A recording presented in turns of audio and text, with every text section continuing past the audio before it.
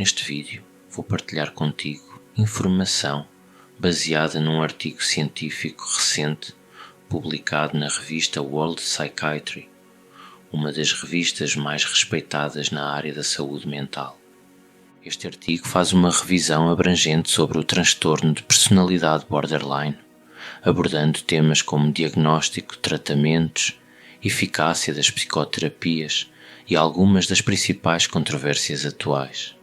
Decidi trabalhar este artigo em vídeos curtos, cada um focado numa parte específica do estudo, para que a informação seja mais acessível, mais clara e mais fácil de acompanhar, sem perder o rigor científico. Este é um tema que me interessa profundamente, não apenas do ponto de vista teórico, mas também por motivos pessoais. É um assunto que conheço de perto e que considero importante compreender com seriedade, sem preconceitos e sem simplificações. O link para o artigo completo está sempre disponível no primeiro comentário, para que possas consultar a fonte original, ler o estudo na íntegra e aprofundar o que aqui é apresentado. Espero que esta informação seja útil. Se fizer sentido para ti, fica por aí e acompanha o vídeo. Quando falamos em transtorno de personalidade borderline, é importante perceber que não estamos a lidar com um conceito simples ou recente. O termo borderline surgiu pela primeira vez em 1938 na literatura psiquiátrica, para descrever um grupo de pacientes que não se encaixava claramente nem na neurose, nem na psicose. Eram pessoas que pareciam oscilar entre estes dois modos de funcionamento, desafiando as categorias clínicas da época. Mais tarde, em 1967, Otto Kernberg deu um passo decisivo ao desenvolver o conceito de organização de personalidade borderline. Ele descreveu pacientes com um funcionamento psicológico marcado por mecanismos de defesa considerados primitivos, como a cisão, a identificação projetiva e a difusão da identidade.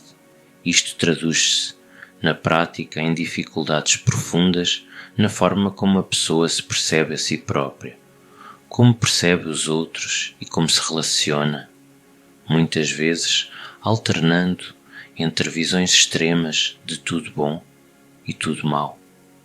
Foi apenas em 1980 que o transtorno de personalidade borderline passou a integrar oficialmente o DSM-3, o Manual de Diagnóstico da Psiquiatria.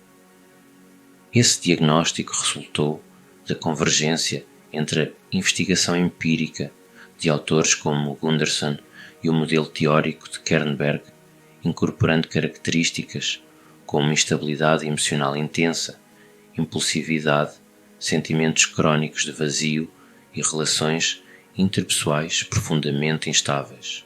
Desde então, ao longo de mais de 4 décadas, a investigação sobre o TPB cresceu de forma extraordinária.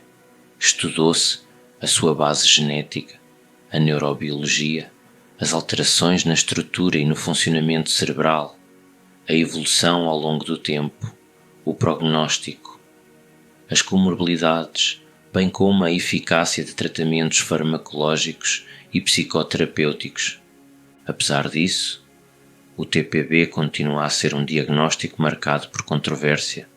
Ainda hoje se debate se deve ser compreendido como uma categoria clínica distinta ou como uma expressão grave de disfunções dimensionais do funcionamento da personalidade.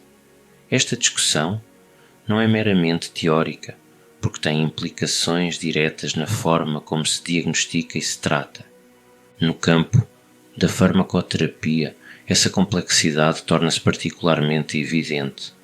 Atualmente, não existe qualquer medicamento aprovado para tratar diretamente os aspectos nucleares do transtorno de personalidade borderline. Diretrizes como as do NICE, no Reino Unido, são claras ao afirmar que a medicação deve ser usada apenas de forma limitada, para tratar comorbilidades bem definidas, sintomas graves de ansiedade ou depressão, sintomas de tipo psicótico ou para gerir crises agudas, e sempre pelo menor tempo possível. É por isso que a psicoterapia é considerado o tratamento de primeira linha para o TPB.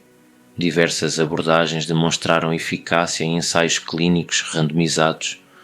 Ainda assim, cerca de metade dos pacientes não responde de forma satisfatória à psicoterapia, o que levanta questões importantes sobre os limites dos modelos atuais e sobre a necessidade de abordagens mais integradas e refinadas. Este é precisamente o contexto em que surge o artigo que está na base desta série de vídeos. Ele propõe uma revisão abrangente do transtorno de personalidade borderline, integrando diagnóstico, caracterização clínica, neurobiologia, cognição social, epidemiologia, fatores de risco, controvérsias conceptuais e abordagens terapêuticas.